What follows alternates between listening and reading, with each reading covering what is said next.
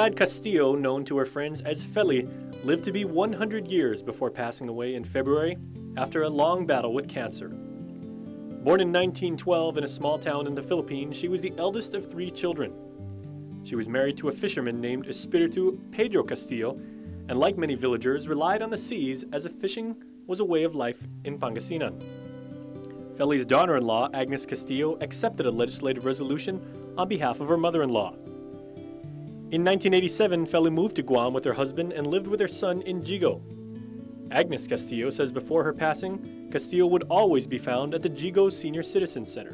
My fondest memory of her is when she comes home from the center, telling me she's tired from her bingo and playing card, so she would go in and take a rest. She says her mother-in-law's secret to longevity was watching Castillo have 5 children, 17 grandchildren, and 19 great-grandchildren. Precocia Ujoa reached the 100 age mark 2 years ago. She was born on Guam and grew up in Talafofo. She's the eldest of 6 children and naturally fell into the role as a caregiver for her young siblings, often being seen as a mother figure because she worked tirelessly to ensure that everyone in her family was fine. Precocia married Felix Taidigui and had a pair of children. After the passing of her first husband at an early age, Precocia remarried Vicente Castro, and together they had 5 children. Her son Arthur shared his fondest memories. The fondest memory I have, my mom is almost everything. You know, she taught us a lot of things, from sewing, washing, cleaning, and she always tells me it's not only girls' work to do all those things.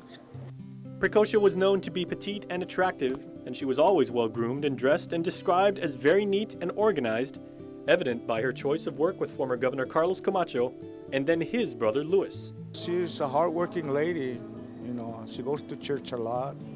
She used to work for Luis Camacho as a housekeeper, until she hurt herself, you know, fell and hurt herself, and that's when she started going to the hospital. Precocia is described as simple, patient, graceful, devoted, and a quiet woman, and has 40 grandchildren, 40 great-grandchildren, 18 great-great-grandchildren, and a pair of great-great-great-grandchildren. Maria Matanonia would have celebrated her 103rd birthday this week. She died this past February. She was married to Pedro Menyo Matanonia for 61 years, where they raised 12 children. Fondly known as Ama, she was the eldest of 12 siblings. Her daughter-in-law, Eleanor Matanonia, shares her fondest memories of Tan Ama. My fondest memory of her is keeping her culture, the Chamorro culture. Very original person, of course, because of her age. Taught us a lot. The memories of her religion was always strong with her, and that instilled us. Having her around, I really do miss her a lot. Ama looked after her siblings from the upkeep of the house to preparing meals. She learned to cook and sew from her grandmother, someone she considered both a teacher and mentor.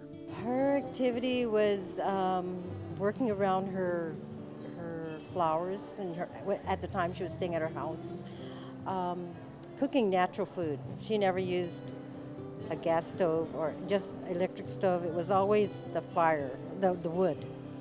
And I guess that's what kept her going and just eating natural food. Tan Ama's longevity has contributed to be a God-fearing woman, as she was a member of the Inarahan Christian Mothers Organization and a devoted Catholic, praying the novena every 3 months and preparing a feast afterwards as bringing her children. Carmen Mina will be 100 years young in December. She moved from the Philippines to Guam with her husband Vicente in 1963. She left for California in 1970, but then returned to Guam in 84. Mina was a dishwasher at the Hilton and later a housekeeper at the Reef. In her golden years, she attended the Jigo Senior Citizen Center, but later worked as a babysitter to help her husband with their daily expenses. The two took up residence at St. Dominic's in 2007. She came in with her husband, Vicente Mina, who was also recognized as a centenarian some years ago at the government house. Actually, it was a friend from their church, Seventh-day Adventist Church, that who applied him here. Together with the love of her life, the two shared a room at St. Dominic's.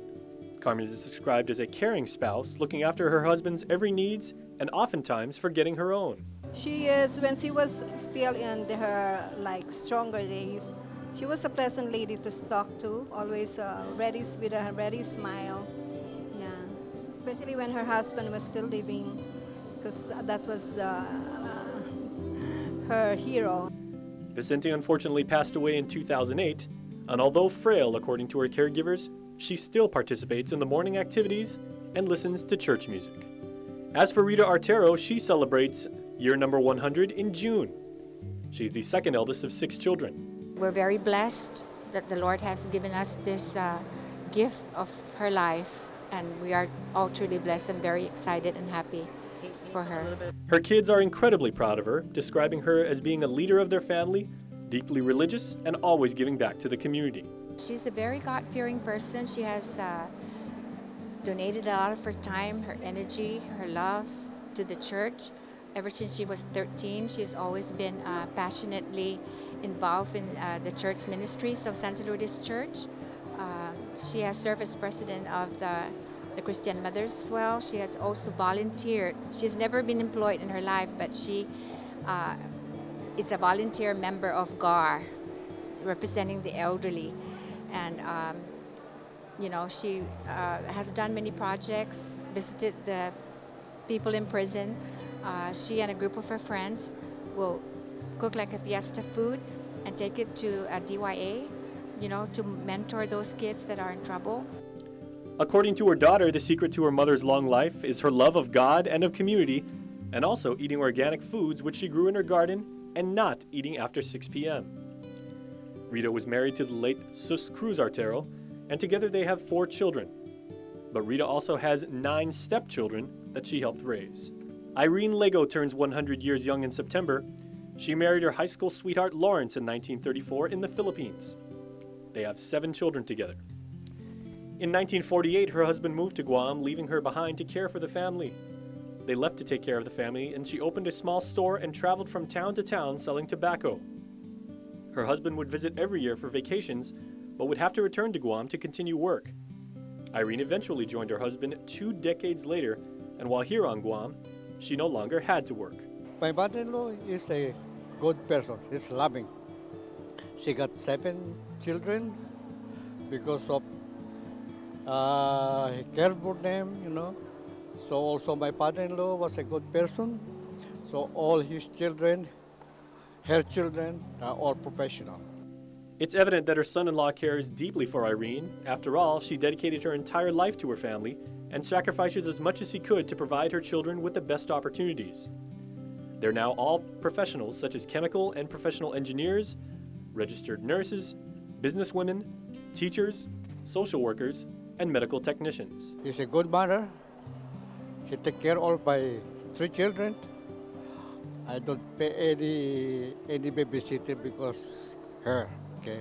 During that time, 1970s up to 80s, babysitter very hard. That's why I owe a lot from my mother-in-law. So for the past 30 years, even at this time, I'm the one who's trying to take care of her. At St. Dominic's, Irene continues to be well cared for, loving to eat, pancit, and puto. She looks forward to her weekly visits from her family, as Irene has 7 kids, 19 grandchildren, 10 great-grandchildren, and 2 great-great-grandchildren. Finally, meet Olivia Arroyo. She has blessed 7 children, 22 grandchildren, 47 great-grandchildren, and 2 great-great-grandchildren, many of whom were at the ceremony celebrating the island's centenarians. It's wonderful.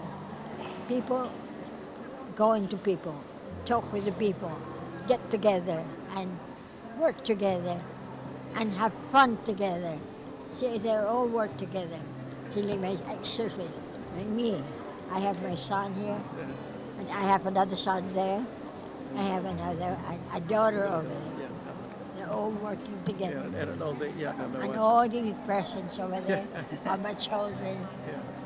So they're all working together for the good of these people. Her son, Monsignor Brigido Arroyo, says her mother was a longtime educator.